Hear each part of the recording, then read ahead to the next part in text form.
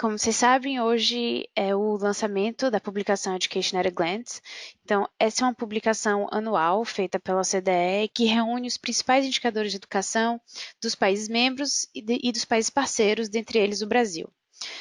Nós temos três produtos principais. Um é o relatório, né, que é esse relatório de 400 páginas com todos os indicadores, um pouco de uma explicação sobre o indicador, o contexto de cada país.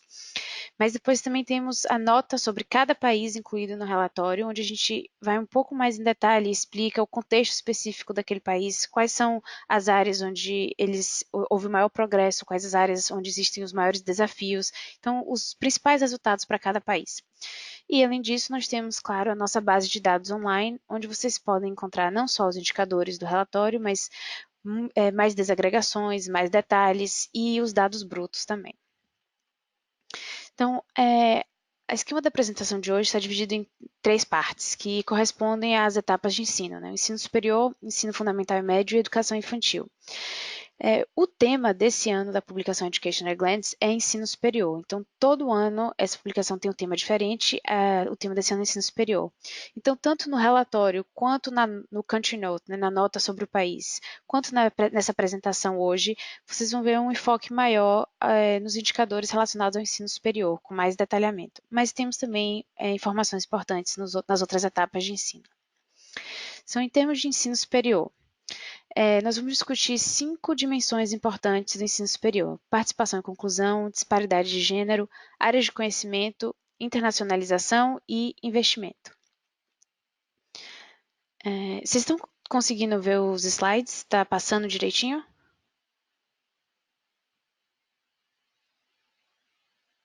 Sim, certo. Obrigada, Paula.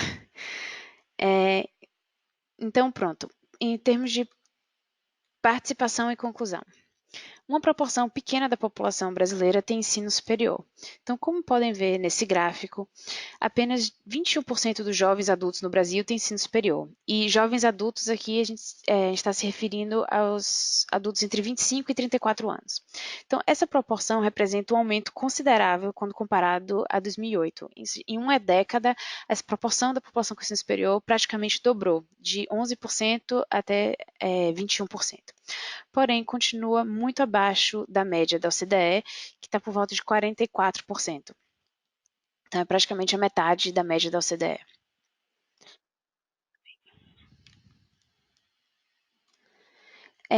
E dentre esses que que concluíram o ensino superior, a maioria dos egressos do ensino superior no Brasil obtém apenas o bacharelado, ou seja, poucos continuam para os níveis de mestrado e doutorado. Olhando mais especificamente nessa partezinha pequena aí, só para poder a gente conseguir comparar melhor, nós podemos ver que apenas 0,8% dessa população de jovens adultos tem um mestrado, comparado com 14% em média nos países da OCDE. E em relação ao doutorado, apenas 0,1% da população do Brasil tem esse nível de educação, comparado com 0,8% em média entre os países da OCDE. Aqui é importante notar que os cursos de bacharelado no Brasil normalmente têm uma duração mais longa que os cursos de bacharelado na maioria dos países europeus, com o sistema de Bolonha, onde o bacharelado normalmente é apenas 3 anos. Mas mesmo em países que não estão nesse sistema europeu, onde o bacharelado também é de 4 ou 5 anos, a proporção da população com mestrado e doutorado continua sendo maior que a do Brasil, tanto em países desenvolvidos como Estados Unidos, Canadá, Austrália, como em países como o México, que tem no total uma proporção da população com ensino superior bem parecida com a do Brasil, mas continua tendo uma proporção maior de pessoas com mestrado. Só lembrando que se vocês tiverem alguma pergunta durante a minha apresentação, por favor, sintam-se à vontade para perguntar, não precisam esperar até o fim da apresentação. Eu estou tentando aqui acompanhar o chat, caso alguém envie alguma pergunta pelo chat, mas vocês também podem tirar o modo mudo e fazer qualquer pergunta.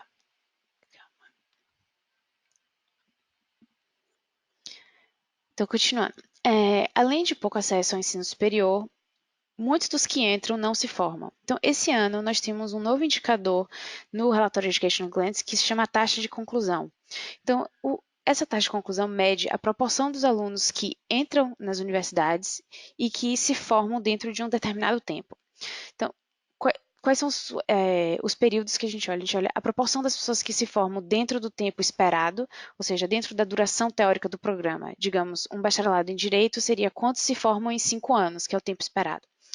Mas como é comum, tanto no Brasil quanto na maioria dos países da OCDE, para que alunos se formem com mais tempo do que o esperado, a gente também olha a taxa de conclusão do ensino superior com uns 3 anos adicionais, ou seja, a gente vai olhar a proporção dos alunos que entraram em Direito e se formaram dentro de 5 anos e a proporção de alunos que se formam dentro de 8 anos. Então, esse primeiro gráfico que vocês podem ver na tela mostra a taxa de conclusão dentro da duração teórica do programa. No Brasil, apenas 33%, ou seja, um terço dos alunos que ingressam na faculdade se formam dentro da duração esperada do curso. Isso está um pouco abaixo da média de 39%. Quando a gente considera a taxa de conclusão, esses 3 anos adicionais, ou seja, a taxa de conclusão dentro da duração teórica mais 3 anos, aí a taxa de conclusão no Brasil aumenta para 50%. Ou seja, um aumento considerável, tem muitos alunos que se formam com esse delay aí de 3 anos, mas essa taxa de conclusão com os 3 anos adicionais no Brasil é a mais baixa dentre todos os países estudados. Esse indicador também nos permite analisar a proporção dos alunos que entram na faculdade e saem sem se formar. Então, aqui no gráfico agora que está na tela, vocês podem ver a proporção dos alunos que entraram na faculdade e já não estão mais matriculados no segundo ano de estudo, ou seja, eles saíram do sistema entre o começo da faculdade e o começo do segundo ano de estudo. No Brasil, mais ou menos 11% dos alunos justamente entram e saem antes do começo do segundo ano. Está próximo da... Camila, Oi. não, eu queria entrar um pouco mais nesse indicador da taxa de conclusão, Certo. né? Você disse que esse é um indicador novo, né?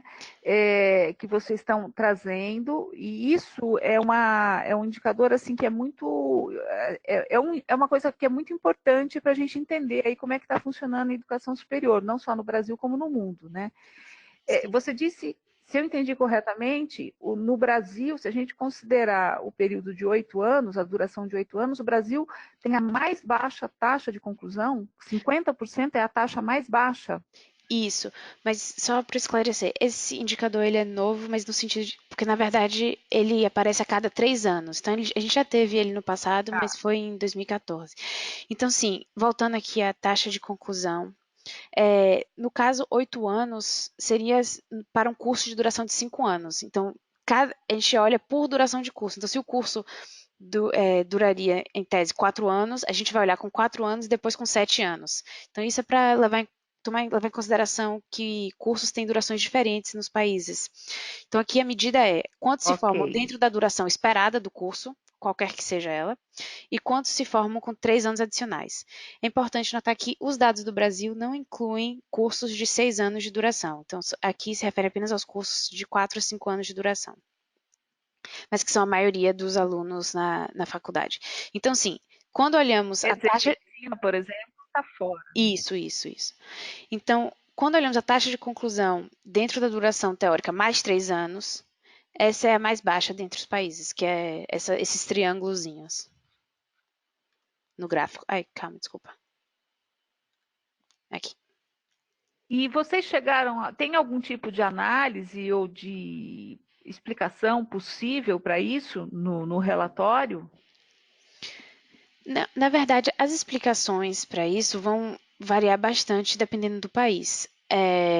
Por exemplo, hoje mesmo estou fazendo o lançamento desse relatório na Estônia e a gente teve uma discussão aqui com o Ministério da Educação e aqui na Estônia uma das razões principais para essa taxa de conclusão mais baixa é que a população está diminuindo e está faltando gente no mercado de trabalho. Então, na verdade, as empresas estão oferecendo salários altos para alunos que nem terminaram de se formar ainda, então está tirando os alunos da faculdade antes da hora.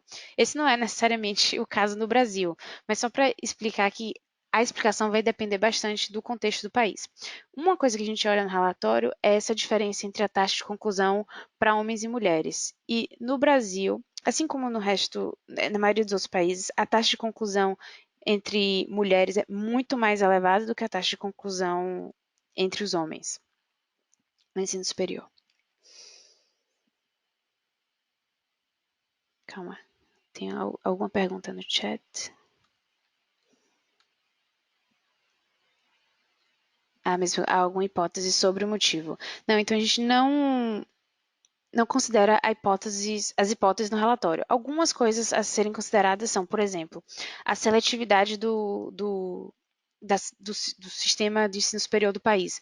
Normalmente, se existe uma seletividade maior na hora de entrar na universidade, esses alunos que conseguem entrar tendem a completar o curso. Quando, em sistemas onde todos entram na universidade, como seria o caso de muitos países europeus, na França, por exemplo, aí o taxa de conclusão pode ser menor justamente porque não existe a seleção na entrada.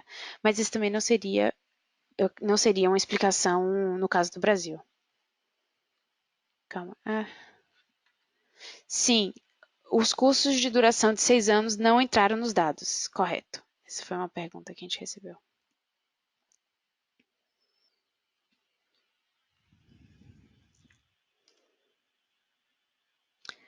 Então, voltando aqui, que a gente continua nesse mesmo indicador que é a taxa de conclusão, só que olhando o outro lado dele, né? O percentual de alunos que saem sem completar o curso.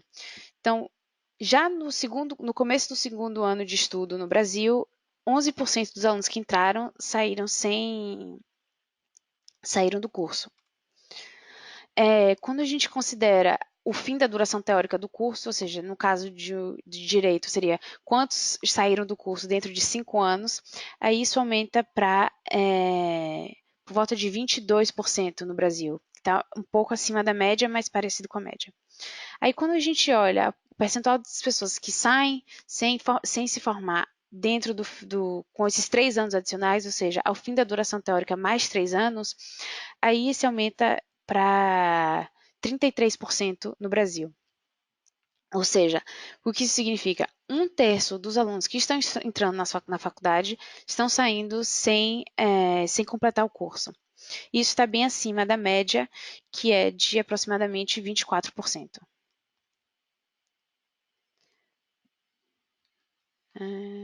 Calma que a gente recebeu algumas perguntas aqui. Recebemos uma pergunta. A falha assistência estudantil pode ser o motivo ou a hipótese de má adequação ao curso é mais forte?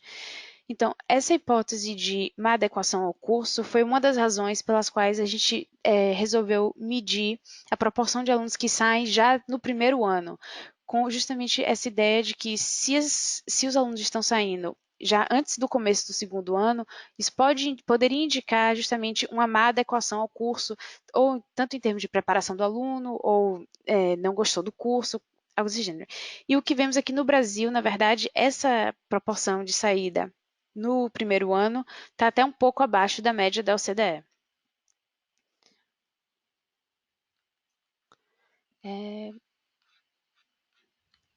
Então eu vou continuar, mas se tiverem mais perguntas, por favor, podem perguntar. Então, na segunda dimensão do ensino superior, em termos de disparidade de gênero. Então, mulheres têm níveis mais elevados de escolaridade do que homens. Isso é verdade no Brasil, assim como na maioria dos países. Como vocês podem ver, poucos países estão como vocês podem ver no gráfico, poucos países estão com a barra abaixo dessa linha branca no 100%, que seria, em tese, a paridade. Porém, no Brasil, a proporção, a disparidade de gênero é maior do que na média da OCDE, ou seja, a proporção de mulheres com ensino superior no Brasil é 34% maior que a proporção de homens com ensino superior. Essa é uma das maiores disparidades de gênero que podemos observar dentre os países da OCDE.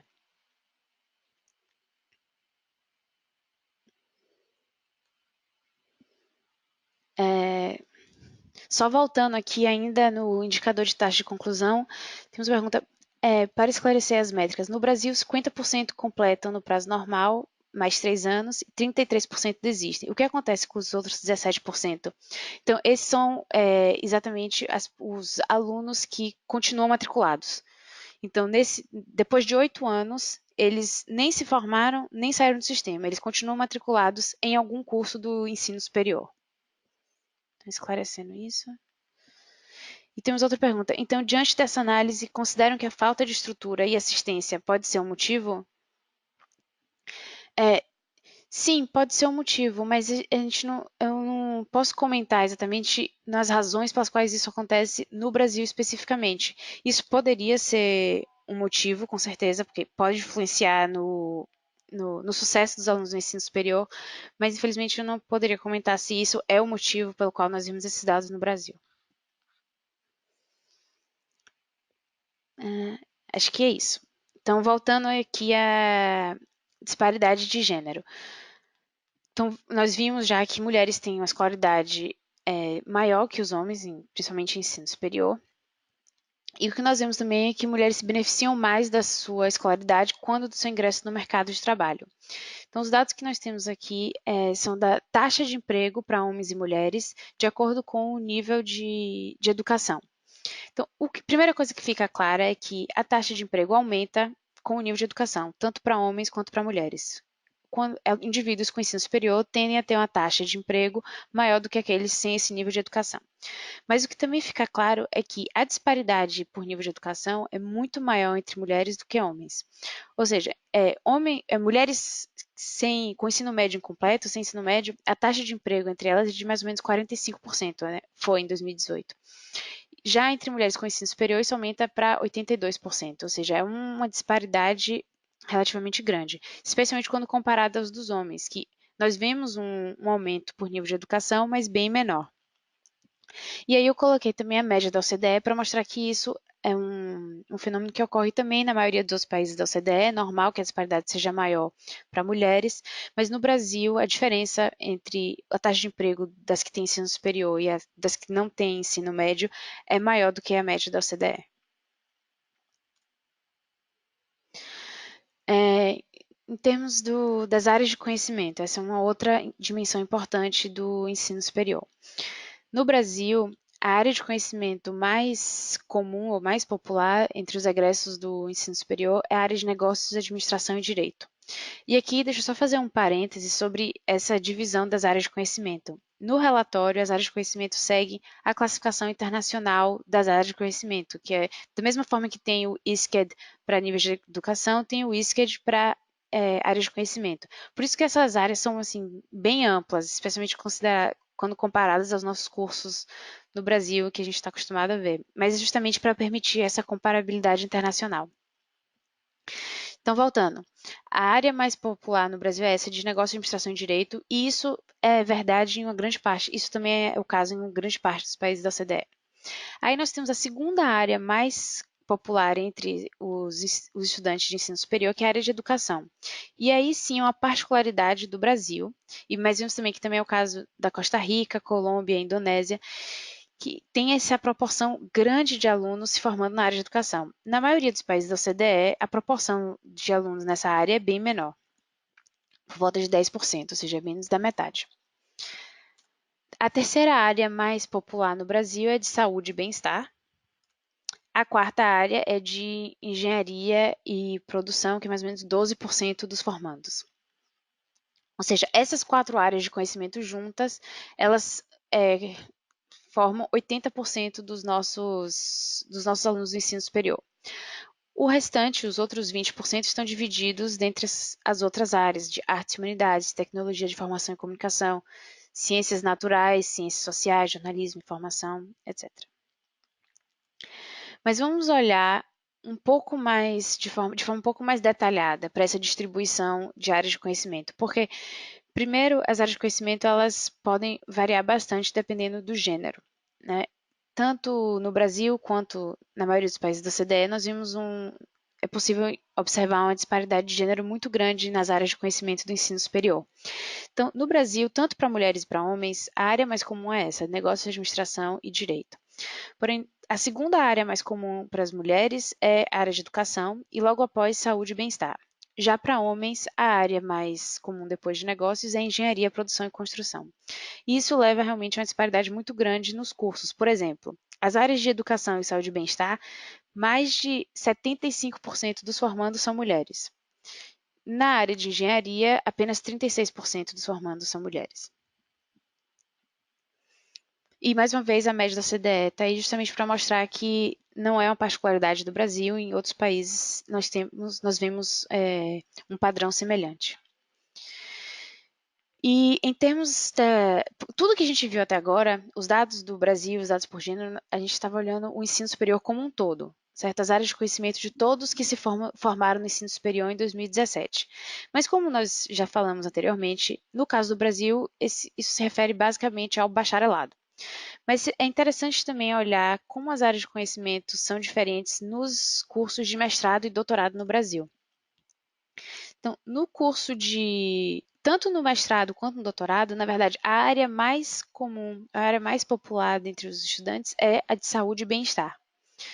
E logo após é a área de engenharia, produção e construção e ciências naturais, matemática e estatísticas. Inclusive, no doutorado, a segunda área mais comum é essa de ciências naturais, matemática e estatística.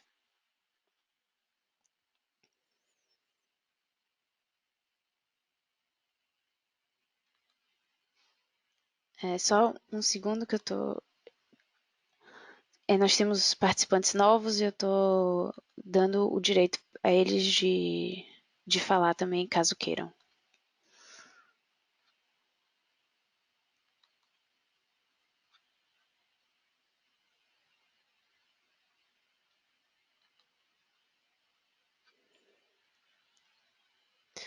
Então, muitos estão enviando perguntas pelo chat, mas por favor, se quiserem fazer perguntas por voz, podem tirar o mudo e fazer qualquer pergunta, certo? Então, pronto. Continuando. Agora a gente passa para a quarta dimensão do ensino superior, que é a internacionalização do ensino superior. Ou, no caso do Brasil, a falta de, né? Realmente, o ensino superior do Brasil é muito pouco internacionalizado, principalmente quando comparamos com a maioria dos outros países, tanto da OCDE quanto os parceiros da OCDE.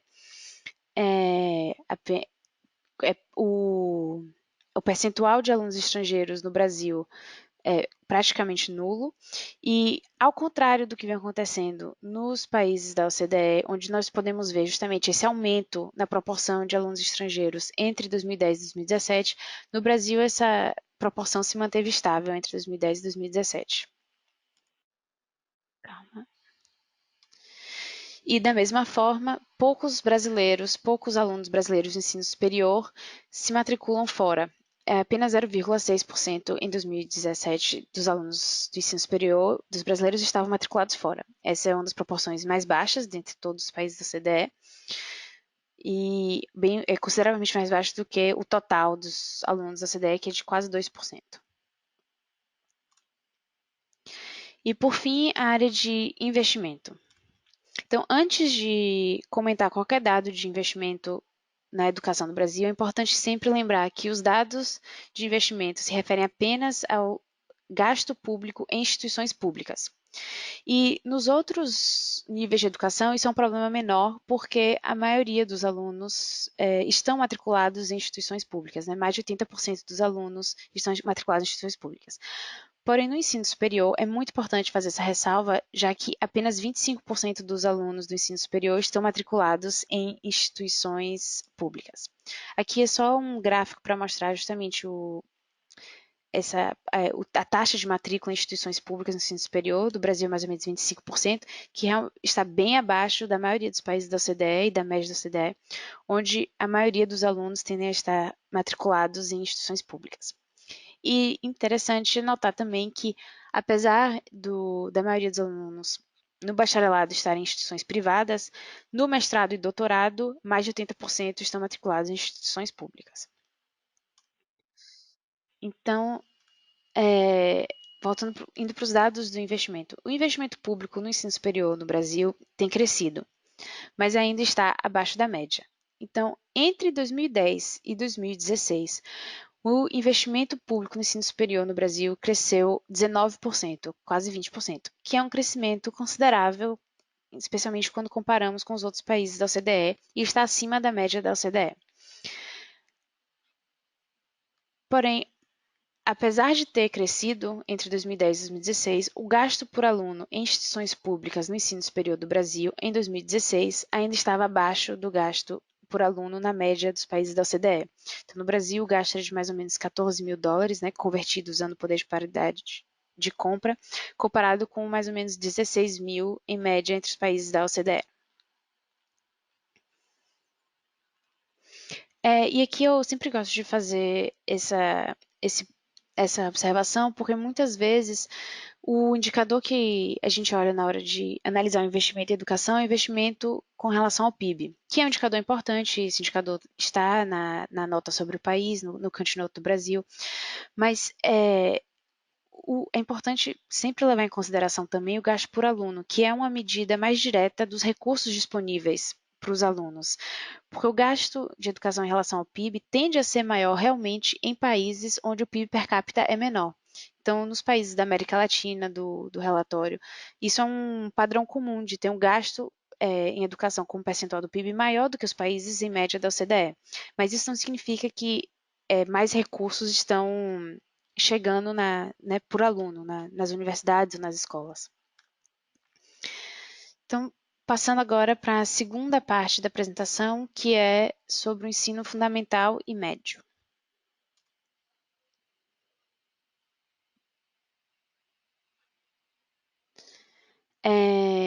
Então, a conclusão do ensino médio no Brasil também tem aumentado consideravelmente, assim como a conclusão do ensino superior, e, na verdade, tem aumentado ainda mais. Ai, calma. Voltei sem querer o slide. Então, no Brasil, em 2008, apenas 50% dos jovens adultos de 25 a 34 anos tinham o ensino médio. Em 2018, ou seja, 10 anos depois, essa proporção aumentou para 67%, que é um aumento considerável. Porém, em 2018, ainda os 67% ainda está bem abaixo da média da OCDE, que é de 85% de conclusão do ensino médio. Dentre os que concluem o ensino médio, poucos obtêm um diploma de ensino técnico profissionalizante no Brasil. Então, apenas 8% dos que se formaram no ensino médio obtiveram um diploma técnico profissionalizante, comparado com 40% em média entre os países da OCDE. E nós podemos ver também desses países aqui um pouco mais à esquerda do gráfico, a Áustria, a República Tcheca, a Eslováquia, a Eslovênia, onde realmente a grande maioria dos alunos que se formam no ensino médio obtêm um diploma de ensino técnico e profissionalizante. Mas aqui também é importante fazer uma ressalva, porque o sistema de ensino técnico profissionalizante no Brasil tem características bem diferentes do ensino técnico profissionalizante que encontramos na maioria dos países da OCDE. Então, em primeiro lugar, muitas vezes o acesso ao ensino técnico profissionalizante no Brasil é feito através de concursos, existe uma seleção na hora de entrar. Então, na verdade, o nível socioeconômico dos alunos que estão nesse ensino técnico profissionalizante é até mais alto do que os que não estão nesse ensino técnico profissionalizante, que realmente não é verdade na maioria dos outros países da OCDE, onde são os alunos de nível socioeconômico mais baixo que tendem a ir para o ensino técnico e profissionalizante. Inclusive, nos testes do PISA, o Brasil é um dos únicos países onde alunos de ensino técnico profissionalizante tendem a ter resultados melhores do que aqueles que não estão no ensino técnico profissionalizante.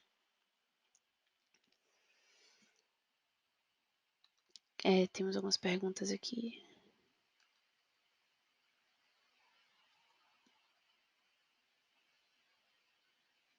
Tem uma pergunta sobre se esses dados de ensino profissionalizante consideram apenas matrículas no ensino médio integrado ou também consideram concomitante quando o aluno está no ensino médio e no ensino técnico, mas eles não são integrados. Taine, essa pergunta, eu acho que para você ter uma resposta assim, com 100% de certeza, seria melhor você encaminhar para o INEP. Eu posso depois passar o e-mail do INEP, da comunicação do INEP, porque eles fornecem esses dados, então eles teriam mais certeza para te responder exatamente o que eles incluíram e o que não está incluso como programa nesses dados.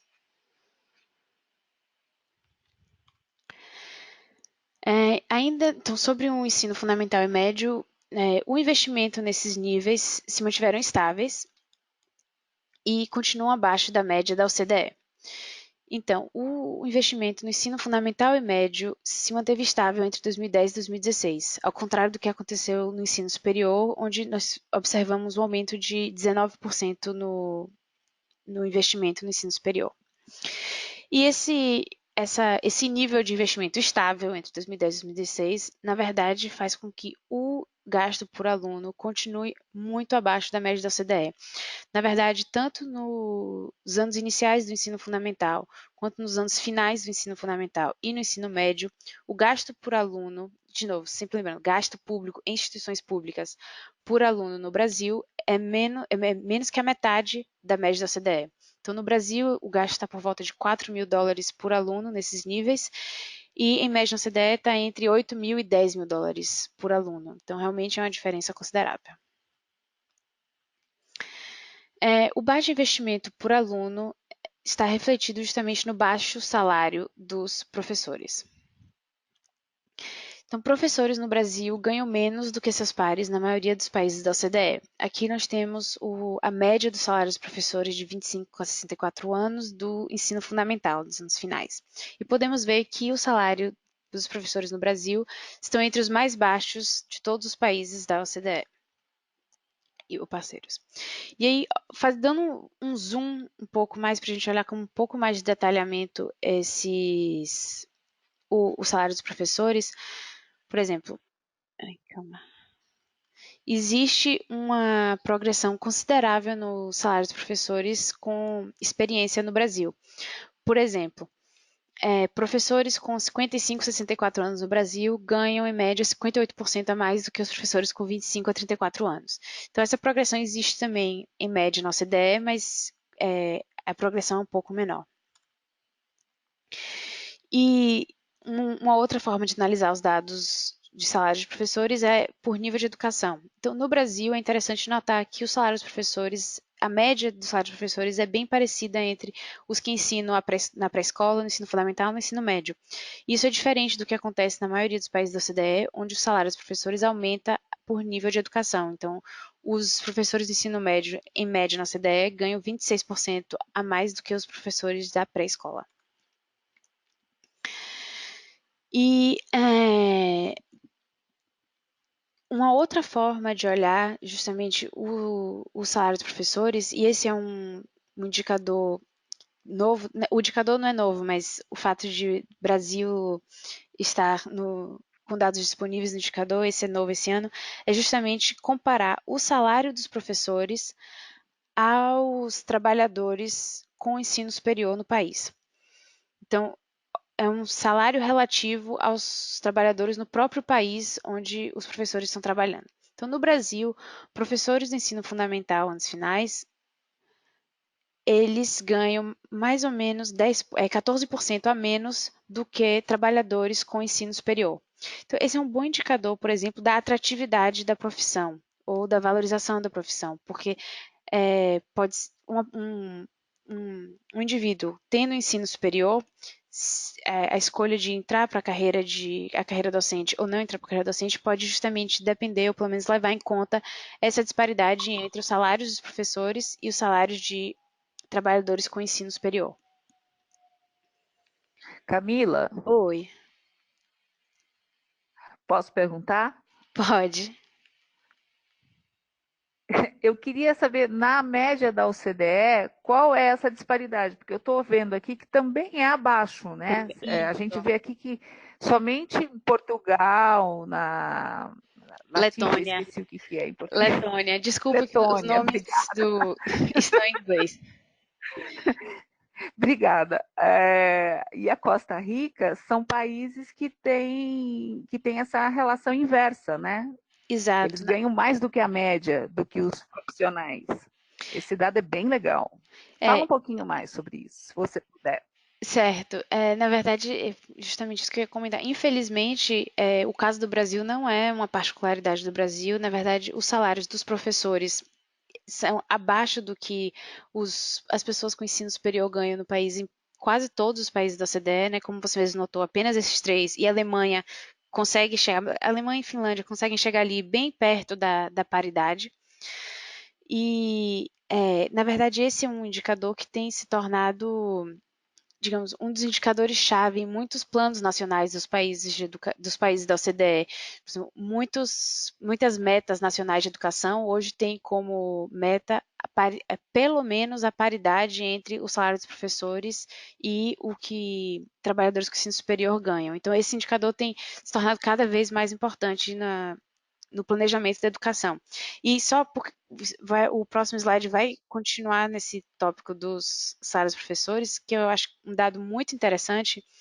Então, alguns meses atrás, vocês devem saber, a OCDE lançou o relatório da Thales, que é uma pesquisa para professores, né, em vários países do mundo, e uma das perguntas que fizeram para os professores foi quais áreas os professores acreditam, identificam como prioritárias no gasto em educação.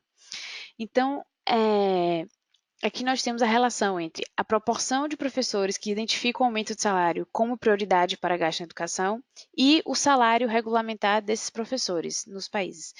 E primeira coisa que a gente pode notar no gráfico é que o Brasil está ali em primeiro lugar nos dois. Primeiro ou último lugar, né, nas duas variáveis. Ele é o país onde tem os salários mais baixos e onde a maior proporção, 93% dos professores identificaram um aumento de salário como prioridade.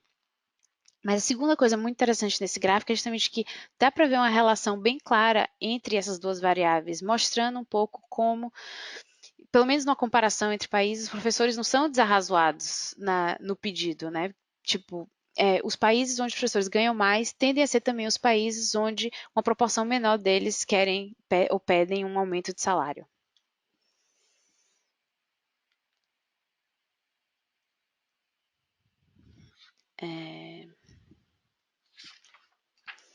É isso? Calma. Vixe. Desculpa, gente, peraí. Aí.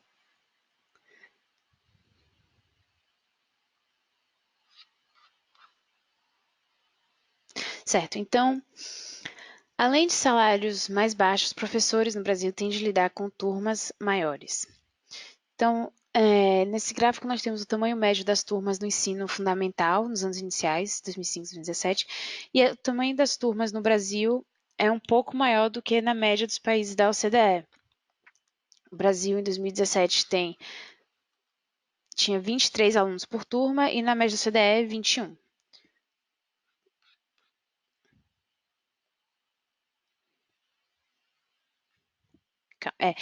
Agora, é importante notar também nesse dado dos... É importante notar também nos dados do tamanho da turma que existe uma diferença muito grande no Brasil entre os tamanhos das turmas em escolas públicas e em escolas privadas. Por exemplo, Camila, Oi. tá aparecendo a capa pra gente. Ai, meu Deus. Tem como voltar no slide, querida? Tô tentando, calma.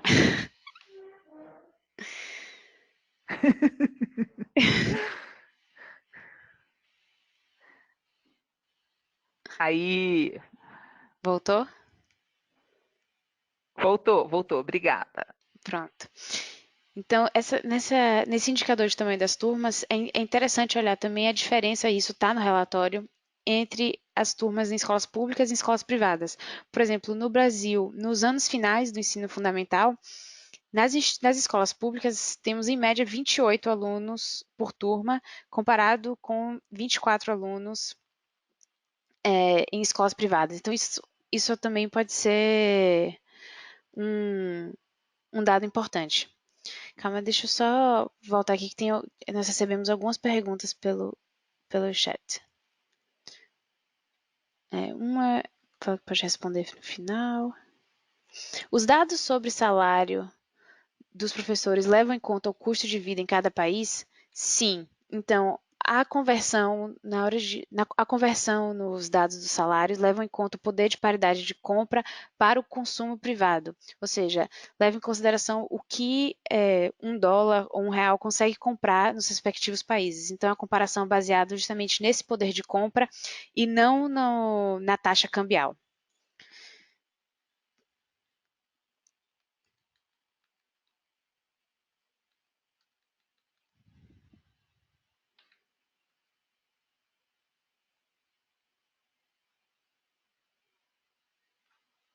Eu sei que saiu de novo, né? Calma. Aí.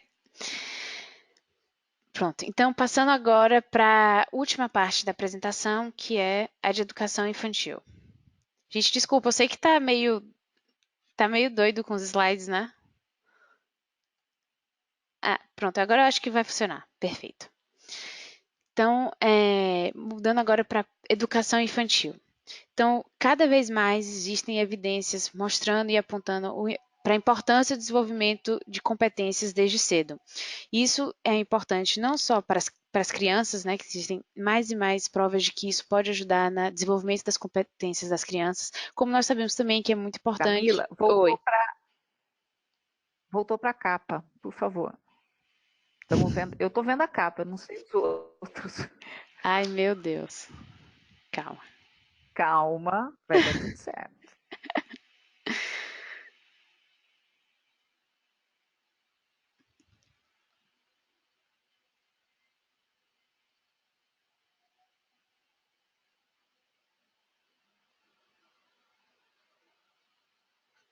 Pronto. E agora?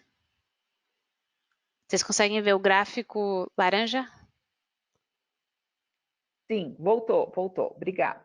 Pronto. Não, obrigada a vocês. Por favor, se. Porque para mim estava aparecendo, então, se houver algum problema, por favor, me avisem. Então, pronto. Então, a gente estava falando de educação infantil e da importância justamente a importância da educação infantil tanto para a criança quanto também para os pais poderem voltar para o mercado de trabalho, principalmente as mães. Então, é uma importância assim generalizada. E o Brasil tem avançado bastante na taxa de participação de crianças, tanto em creches quanto na pré-escola. Nesse gráfico, nós temos a taxa de matrícula de crianças com menos de 3 anos, ou seja, essas são as crianças de 0 a 3 anos que frequentam as creches. Em 2010, apenas 10% das crianças nessa faixa etária estavam matriculadas nas creches, e isso aumentou para mais de 20% em 2017, ou seja, quase dobrou a taxa de participação das crianças com menos de 3 anos.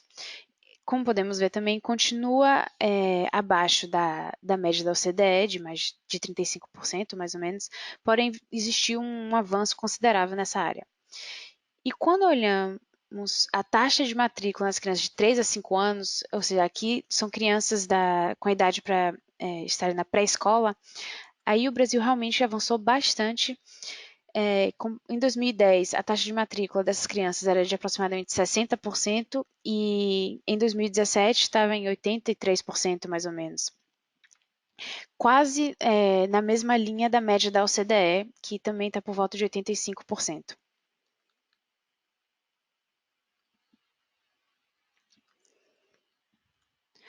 Porém, como em todos os outros níveis de educação, a educação infantil requer recursos. Assim como era o caso no gasto do ensino fundamental e médio, o gasto por aluno, de novo, em instituições públicas do Brasil, é menos da metade do que o gasto em média da OCDE na educação infantil. E além, um outro indicador utilizado para medir justamente esses recursos na educação infantil é o número de crianças por professor, certo? E no Brasil, o número de crianças por professor, assim como o número de crianças por professor e ajudante, né, porque é muito comum nesse nível existirem também, além dos professores, os ajudantes de professor, tanto uma razão como a outra está acima da média da OCDE, tanto nas creches quanto na pré-escola. Aqui o número em parênteses, né, 40% do Brasil, 47% da OCDE, é o percentual do corpo docente na educação infantil que é composto por ajudantes de professor. Então, 40% dos, digamos, adultos que estão com as crianças nas creches, na verdade, são ajudantes de professor, mas pode parecer alto, mas está abaixo da média da OCDE. E na pré-escola, 15% apenas são ajudantes de professor, comparado com 27% em média da OCDE. Mas, de qualquer forma, ainda o número de crianças por professor, por ajudante de professor, ainda é maior no Brasil do que na média da OCDE. Peraí, vamos olhar mais devagar Ah, isso aqui. certo. Eu estou confusa aqui. Certo. Então, no Brasil, volta lá um pouquinho, por favor.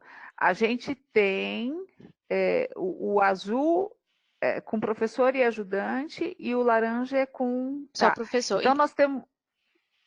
E- Só professor, nós podemos dizer que temos 15 alunos praticamente por professor? É isso, isso? exatamente. E na OCDE a gente tem menos de 10 alunos por Exatamente. professor. Exatamente. Entendi. E aí, se a gente considerar com ajudante, o ajudante é o azul, né? Aí cai um pouco, os números caem. O azul é ajudante e professor, ou seja, quantas crianças Entendi. por adulto. Então, são, digamos, no Brasil, umas 8 crianças por adulto nas creches e a média da OCDE E, está mais perto de 5. nossa, é muita diferença, hein? É, E na pré-escola é maior, é grande também, né? é, Parece um pouco, é menos um pouco, mas mesmo assim é muita diferença. então, na pré-escola nós temos uns 21 crianças por, por, Tá, por professor e a média da OCDE está mais perto de 16 crianças por professor. entendi. E isso, eu queria só voltar um pouquinho naquela tabela de financiamento da educação infantil, a tabela anterior, Certo. Aqui. por favor. Tá. Aqui, eu queria.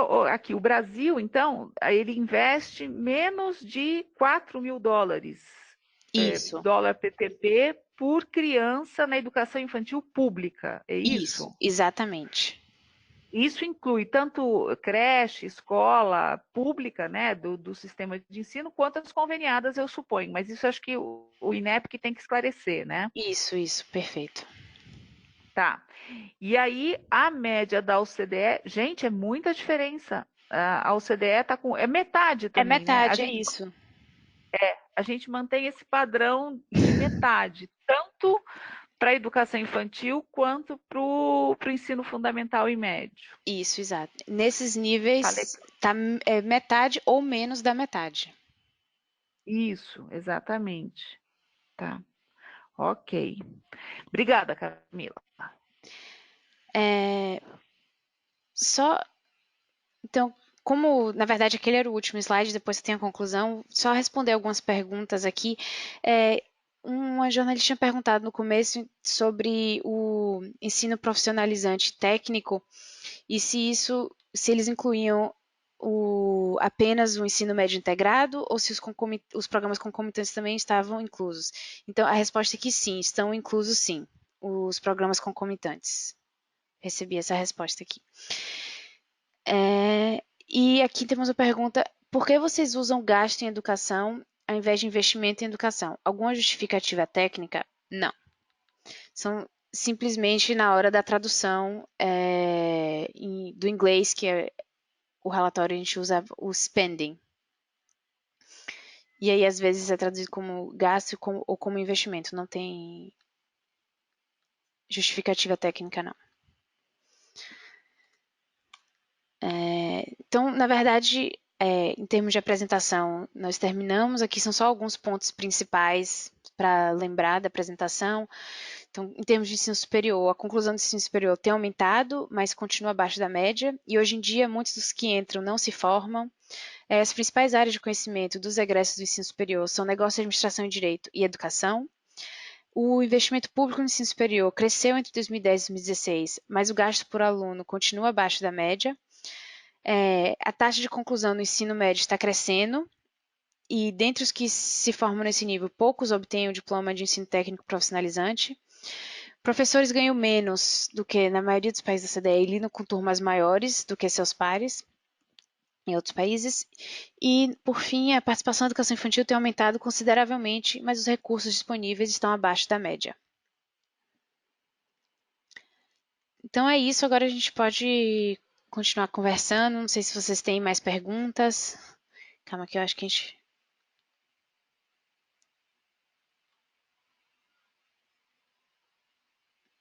Sim, nós temos aqui uma sugestão sobre essa questão do uso de gasto ou investimento.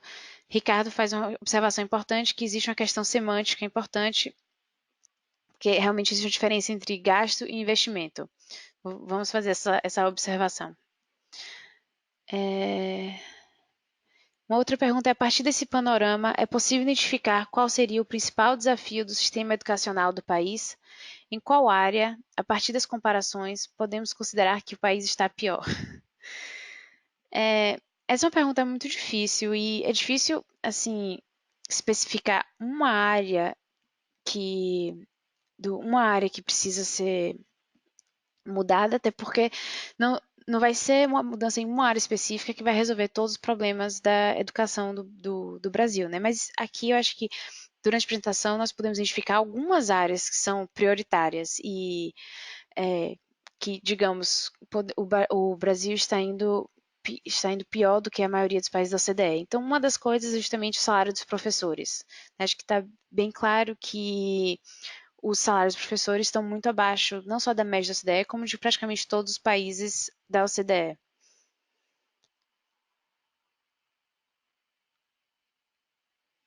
É, uma outra consideração muito importante é essa da taxa de conclusão, né? Então, o Brasil não tem dois problemas na hora de aumentar a taxa de conclusão do ensino superior. Então, tem a questão do acesso, que já é menor do que na maioria dos países da OCDE, e ainda tem o problema de mesmo dos estudantes que estão entrando no ensino superior, muitos estão saindo sem completar o curso.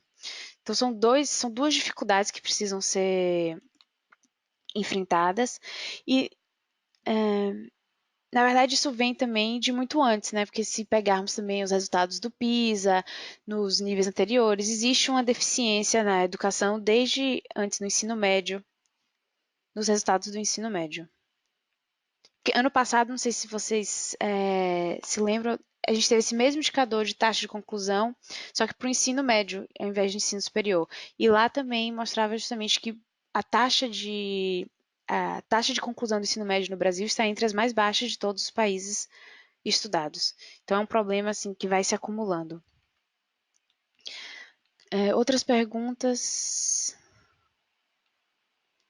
É possível separar o que é efetivamente gasto por aluno e o que é custeio do sistema? Por exemplo, as universidades públicas têm grande parte do seu orçamento comprometido com salários.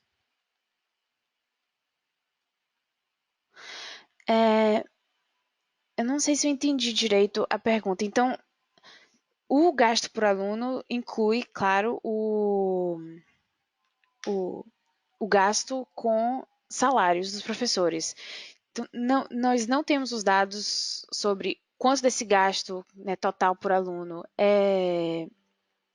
vai para professores versus outros tipos de gasto, mas nós temos um indicador que mostra, por exemplo, do investimento total no ensino superior, qual percentual desse investimento vai para gastos de conta corrente e gastos de investimento, né, que seria o gasto de capital. Estou vendo aqui se eu acho os dados do Brasil. Aqui, por exemplo, no ensino superior do Brasil, 95% do gasto é de contas correntes no ensino superior, mas não temos, infelizmente, a desagregação sobre quanto desse gasto corrente vai para os professores ou para outros funcionários que não sejam professores. Em outros países existe essa desagregação, mas infelizmente nós não temos como saber isso para os dados do Brasil.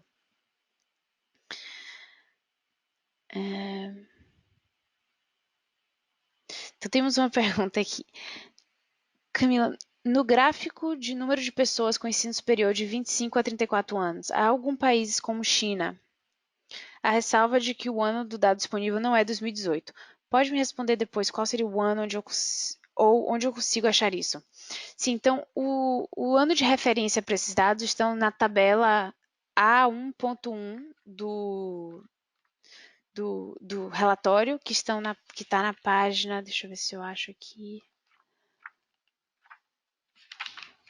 Está na página 49 do relatório. E aí lá você tem o ano de referência para cada país que tem a notinha dizendo que não é 2018.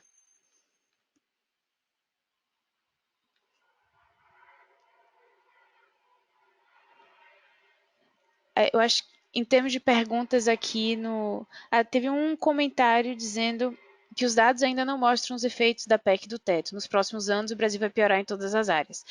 É, o, o único comentário que eu gostaria de fazer é justamente ressaltando que os dados de cada indicador tem um ano de referência diferente, então é importante prestar bem atenção no ano de referência ou do gráfico ou da tabela.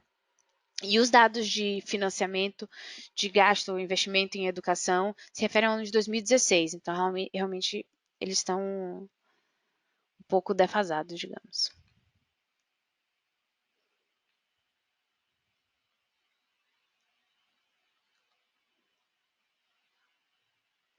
Mais alguma pergunta? Acho que as perguntas aqui no chat acabaram.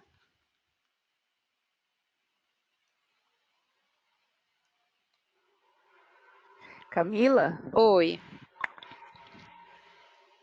Então, eu não sei, alguém mais tem alguma pergunta, alguma coisa?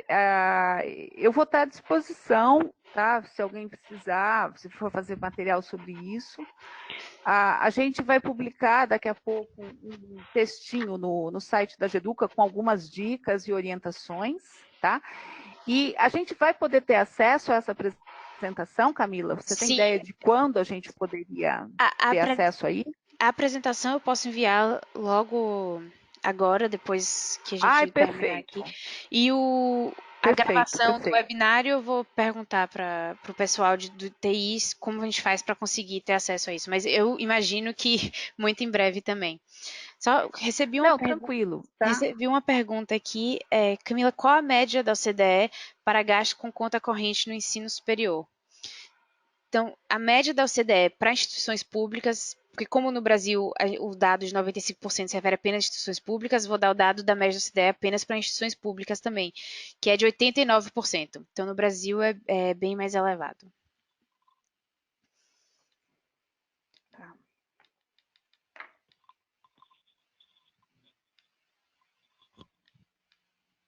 Calma, recebi muitas perguntas aqui agora. Alguém tem.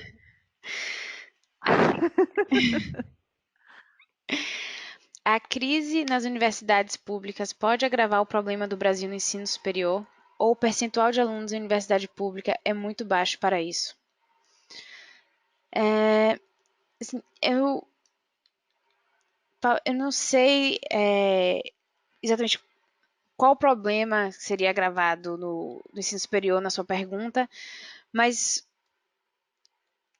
eu não sei. Você poderia, por favor, especificar um pouco melhor a pergunta para eu conseguir responder?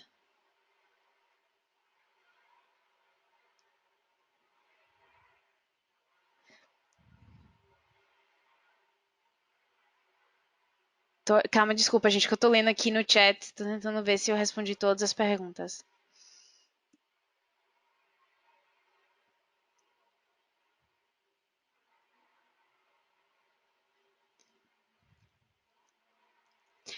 Então, só um comentário. O INEP também disponibiliza um documento chamado Panorama da Educação 2019, onde eles acrescentam algumas informações para o Brasil.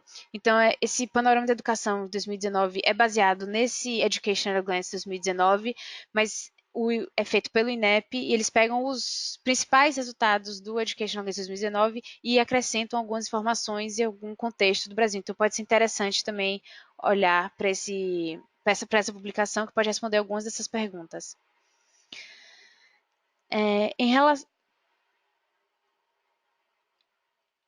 Em relação tanto ao acesso quanto à conclusão, devido às dificuldades que serão enfrentadas. Paulo agora está explicando. Em relação tanto ao acesso quanto à conclusão, devido às dificuldades que serão enfrentadas pelas universidades em relação à falta de financiamento. Bom, então, acho que eu não gostaria de comentar especificamente no impacto de reformas específicas do governo, mas acho que o que ficou claro na apresentação é justamente que o gasto por aluno em instituições públicas no Brasil ainda está abaixo da média da OCDE. Então, não é necessariamente uma verdade falar que o Brasil gasta muito no ensino público ensino superior público. O gasto por aluno ainda está abaixo da média da CDE. Mas o que também a OCDE sempre enfatiza é que não é necessariamente a quantidade de recursos, né, que vai fazer a maior diferença, mas sim uma alocação eficiente desses recursos para garantir acesso, equidade, porque não é só garantir acesso, tem que ser um acesso com equidade e que uma vez lá dentro os estudantes estejam aprendendo e se formando, né? Que é o outro desafio. E nesse sentido, eu acho que chama atenção que a elevada taxa aí de evasão do sistema, né, é muito alto. A gente já sabe disso, né, mas é bastante significativo isso que traz, e quando a gente olha em perspectiva internacional, a gente entende melhor. Isso.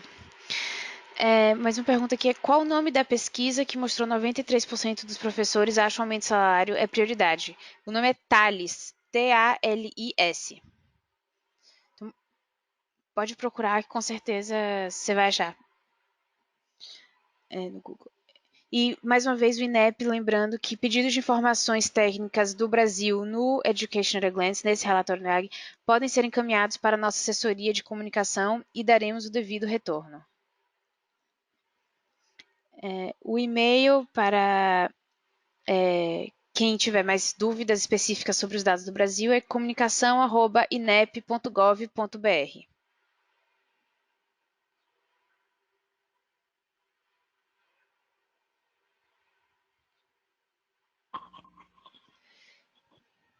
E agora eu acho que foi tudo.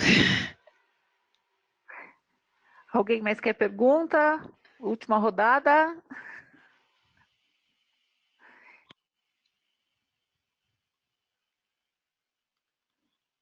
Bom, acho que a gente pode encerrar então, Camila. Certo. Tá? Eu gostaria de agradecer imensamente a participação de vocês, tá? Qualquer coisa a gente está à disposição, o INEP, né? Também como a Camila aí enfatizou. E, enfim, boa cobertura para todos. E em breve a gente vai ter material no site da Geduca, nas redes, circulando aí a respeito desse material, desse relatório que é lançado anualmente. Ok? Muito Então, bom dia a obrigada. todos. Muito obrigada também a Geduca por ter ajudado a organizar. Acho que é muito importante esse contato com jornalistas para garantir que existe o um entendimento de verdade dos dados. Então, é um prazer para a gente, para você fazer esse tipo de evento. Então, muito obrigada para a Geduca e obrigada a todos que participaram e têm tanto interesse nesse tema e nesse relatório. É sempre muito bom ver isso. Obrigada. Ok. Até mais, gente. Até mais.